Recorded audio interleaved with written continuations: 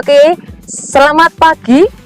Ketemu lagi dengan podcast Kebun Pusit Sukosari yang selalu bercerita tentang kisah sukses Ken Maestro yang ada di Kabupaten Lumajang. Saat ini kami akan hadirkan saksi sejarah pencetak produktivitas tebu di atas 200 ton per hektar. Kita akan perkenalkan Bapak Kusnanto. Nah, ini salah satu Ken Maestro kita. Tidak ada banyak di tempat lain. Kalau bertanya Ken Maestro, ya HGU Lumajang. Selamat pagi Pak Kusnanto. Pagi, pagi. Gini, saya tertarik dengan cerita banyak orang, tapi tidak akan percaya sebelum yang punya sejarah itu bercerita sendiri. Tolong bercerita dong. Siapa Pak Kusnanto, sang pencetak produksi di atas 200 ton per hektar? Mohon izin ya Bu Nani. Siap, ya. monggo. Teman-teman semuanya yang saya hormati. Nama saya Kusnanto, asli dari kelahiran Sragen. Wah, Jawa Tengah ini. Iya, saya Jawa Tengah. Piantun Kile. Saya masuk ke PTP 11. Dulu PTP 11 itu 2012. Kemudian saya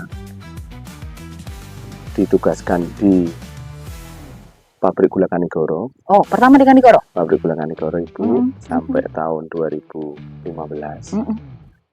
Kemudian saya dipindah tugaskan ke pabrik gula Jatiroto tahun 2016 sampai sekarang. Wow, 2016 sampai 2024. Siap.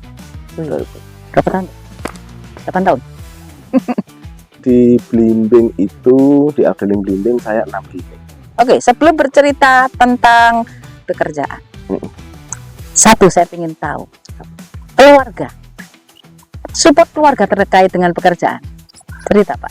Full support dari keluarga. Full support. Ya. Memang saya tugas di pabrik gula itu awalnya istri tidak ikut. Oke. Tidak ikut. Bujang ya Pak? Waktu di Kanigoro bujang. Terus di Jatiroto itu 2016 sampai 2018 bujang juga. Ternyata ya nggak enak ya. Oh, ternyata jadi, sedikit banyak juga akan berpengaruh pada pekerjaan. Jadi kalau keluarga ikut itu di hati itu menjadi tenang. Berarti sebelum bercerita tentang teknis budidaya, nomor satu sangat berpengaruh di pekerjaan adalah keluarga. Sebelum lari ke jauh, mungkin ada sesuatu yang mau disampaikan untuk keluarga. Ada sesuatu yang mau disampaikan untuk keluarga untuk apresiasi seorang asisten manajer ternyata tidak bisa bekerja tanpa keluarga. Iya. Monggo. Ya, saya ucapkan banyak-banyak terima kasih sama istri saya tercinta, Rizka Afianti, yang sudah menemani saya dalam bekerja di pabrik gula Jatiroto. Kebetulan istri saya juga bekerja Bu di Kabupaten Lumajang. Kita ambil keputusan itu juga waktu itu. Beliaunya bekerja di Dinas Perkebunan. Oh, Dinas Perkebunan. Kemudian karena saya rasa kok masa iya pacaran sudah jauh, kemudian menikah keluarga juga jauh lagi. gitu. Sehingga kita usulkan untuk bisa mengikuti saya di Lumajang. Akhirnya saya dapat kesempatan alhamdulillah. Dari situ ya makin tenanglah saya di hati dan pikiran sehingga saya bekerja bisa lebih maksimal lagi. Oke, ada tadi yang disampaikan kepada Mbak siapa? Mbak Rizka tadi ya? Apa yang mau disampaikan ke Mbak Rizka kalau saat ini Mbak Rizka ada? Terima kasih sebesar-besarnya yang sudah menemani saya. Oke. Full support. Terima kasih Mbak Rizka. Sip. Pak Kus di Banter. Ini Afdeling Banter ya? Iya, Afdeling Banter termasuk di Lumajang 1. Lumajang 1. Sudah berapa tahun di sini? Saya 3 giling. Oh, 3 giling di sini? Iya. Oke. Bercerita dong, bekerja dengan siapa saja, mandornya berapa, luasnya berapa? Jadi gini Bu, di Banter Timur itu luas bakunya kurang lebih 280 hektar. Jadi seorang asisten manajer itu di Banter Timur pegang 280 hektar. saya dibekali oleh perusahaan itu mandor ada 10 orang mandor. 10 mandor. Statusnya apa, Bre? Dinas tinggal 2 orang. 10 mandor itu dinasnya 2. Yang 8 apa itu? Yang 8 itu ada yang borongan. 4, yang kita biayai dari kebun. Mohon maaf ya Bu ya, karena Silahkan. saya pikir juga dengan orang yang sedikit itu untuk mencapai produksi yang baik itu juga kurang. Oke. Menurut Pak Kus, sebenarnya ideal itu mandor pegangannya harus berapa hektar? Satu orang mandor? 30 hektar. Harusnya sekitar 30 hektar. 30 sampai 35. 30 sampai 35 hektar.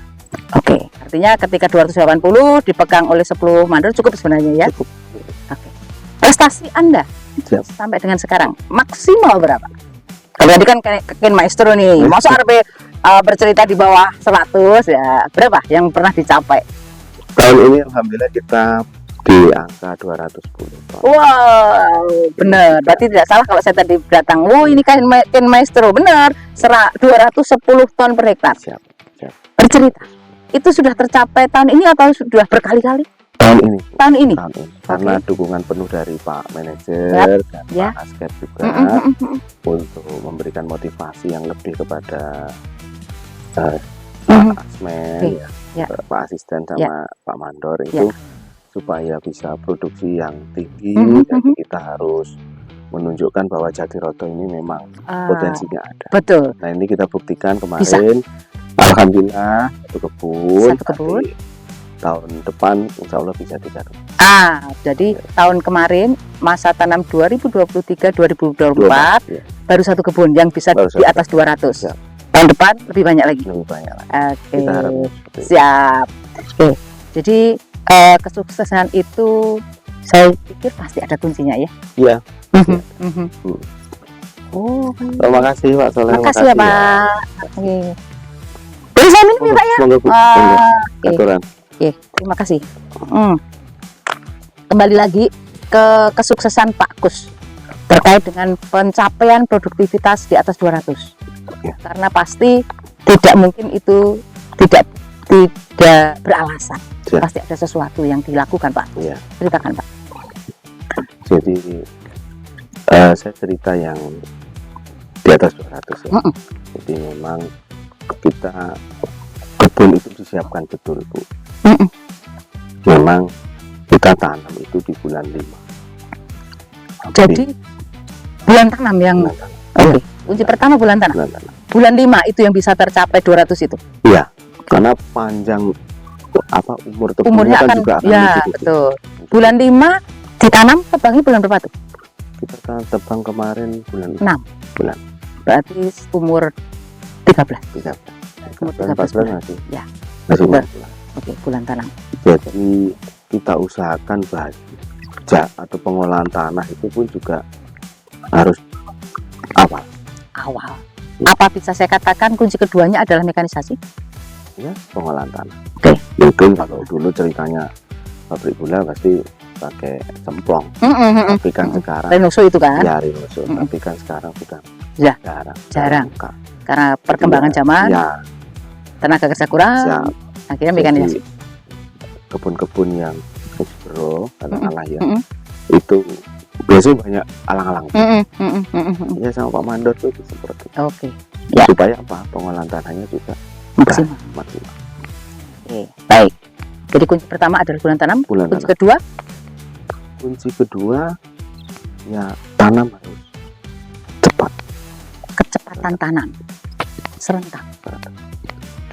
Alasannya? Ya biar tanamannya homogen.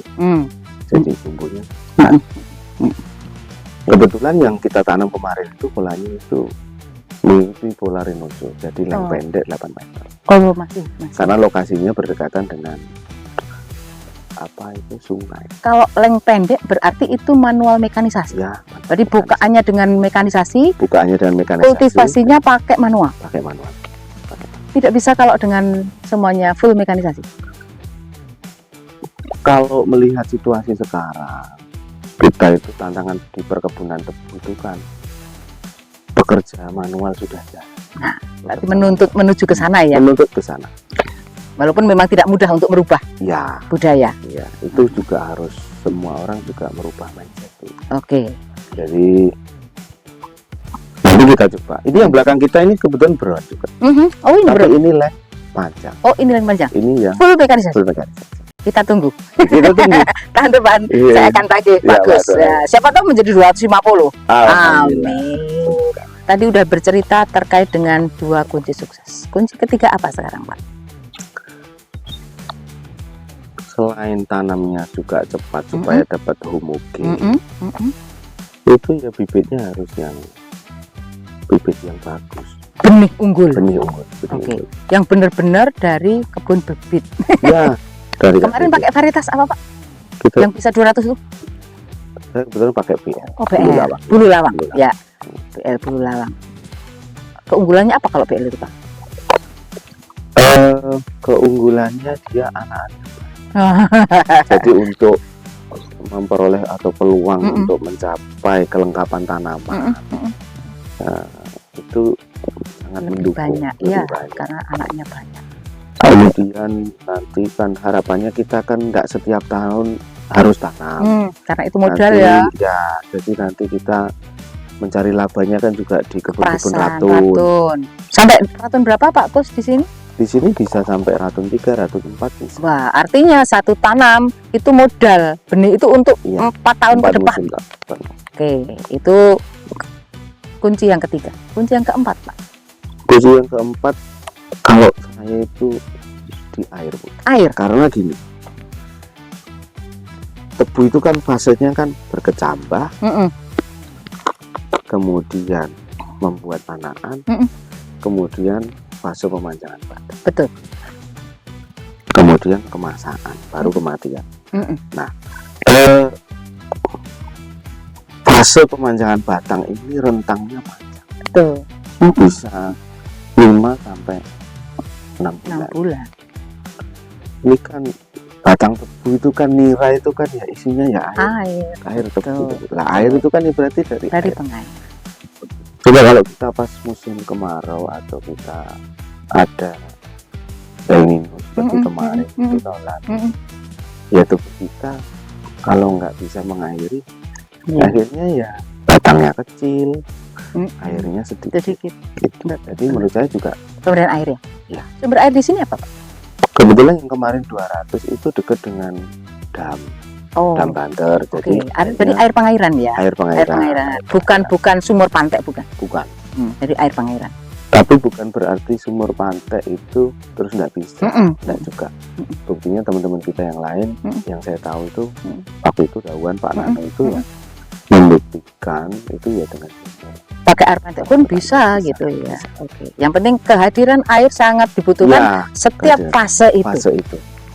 Yang terakhir, Pak Gus, Ya. mungkin masih ada kunci sukses yang lain selain yang tadi disebutkan. Ya, saya lupa tadi kasih tahu itu juga ya, pemupukan. Benar. Pemupukan. Karena bagaimanapun ya tanah kita itu kan sudah sering ditanami tebu. Betul. Jadi pemupukan ini harus bisa menjadi peranan penting sekali. Benar. Jadi yang dilakukan kita itu kemarin mupuknya 2 kali. 2 kali. Dan Jenis apa? jenisnya ya ada ZA, ZA, ada SP36, SP36, ada KCR. ada KCR. Cuma 3 itu sih. Oh, cuma hanya dari kita pupuk N, campur. P, dan K. Iya. Frekuensi pemupukannya 2 kali. 2 kali. Dua kali. Saat umur berapa sama umur berapa, Pak? Di apa? Pupuk 1 itu ya awal tanam. Saat tanam? Kemudian Ini kedua pupuk maksimal? 2 kira-kira 1,5 bulan. Oke, 1,5 bulan berarti 45 hari ya. Ya, Oke, itu sebenarnya kunci. Jadi pupuk itu kalau ditanam kan berarti ditaruh di bawah ya, Iya. tetap tertutup begitu. Dan maksimal 45 hari sudah harus tutup pupuk. Makanya ya kuncinya ya itu tadi benihnya ya unggul, pupuknya ya tepat. Kemudian setelah mupuk juga diikuti pekerjaan, jadi kecepatan dan ketepatan pekerjaan. Artinya kalau tadi itu Pak Mando masih pakai pola MM, bisa jadi nanti kita coba pola FM. Harapannya kalau kita kelangkaan tenaga kerja bisa ditutupi dengan adanya alat-alat mekanisasi. Oke, baik. Terakhir kali Pak, Satu lagi Bos. TMA. Oh, TMA. Kenapa dianggap penting TMA itu terhadap produksi? Kalau Pak Mandor Kebun itu buat produksi sebanyak-banyak, tapi yang membawa kebunnya itu Betul. dia ada di Tebang Madangkot. Betul. Jadi senior kita dulu kan juga bilang, kalau sudah ditebang, produksi itu mau baik apa enggak, itu gawang terakhirnya ada di Tebang. Benar. Jadi 13 bulan yang kita lalui itu ditentukan juga di beberapa hari saat tebang muat angkut. Itu ternyata menjadi kunci sukses. Jangan sampai kemudian tebangannya ngawur. Benar. Sehingga losis ya Pak ya. Losis. Jadi kita sudah tanam capek-capek, ternyata tebangannya.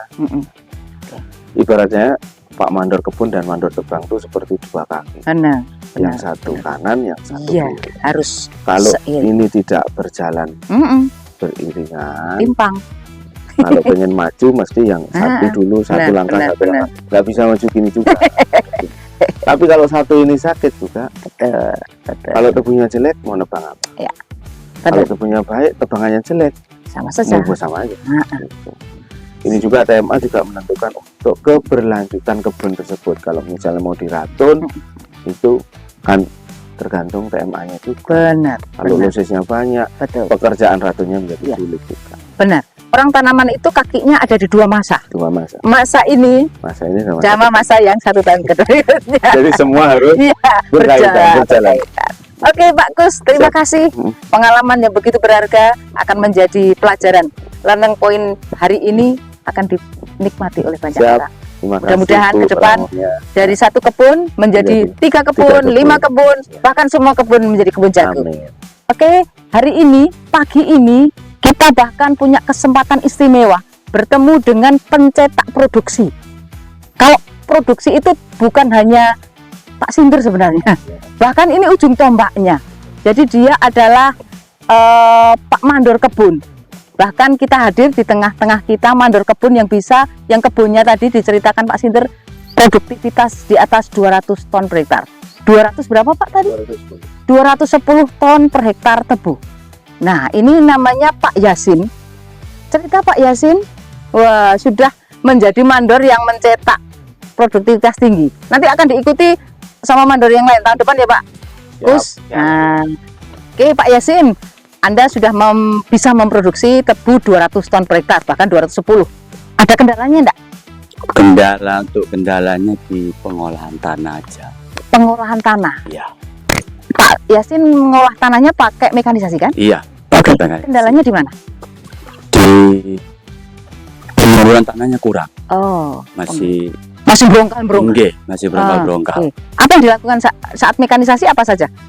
Mekanisasi dengan apa saja? Bajak 1, bajak 2, setelah itu bajak langsung ke air. Oh, langsung ke air. Tanah Anda hitam ya? Tanah hitam.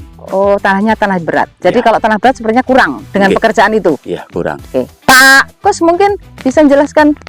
Ya, di Banter Timur itu ada beberapa fak itu memang termasuk golongan tanah grumusol, Bu. Tanah grumusol, tanah berat itu. Ya. Yang tadi produktivitas tinggi itu tanah grumusol tuh. Iya. Sebenarnya bagus. Cuma ada kelemahannya. Nah, itu yang harus kita atasi. Ya. Usulnya Pak Kus apa? Kalau untuk mengatasi? Usulnya untuk tanah-tanah grumusol yang warna hitam keras, itu kalau bisa bajak 1, bajak 2, kemudian ada hero. Ya, supaya agregatnya kecil-kecil lah. Oh, barulah ke air. Harapannya kan nanti di perawatan kebunnya menjadi lebih mudah, pertumbuhan akarnya tebu juga lebih mudah. Siap. Menurut saya seperti itu. Oke, terima kasih.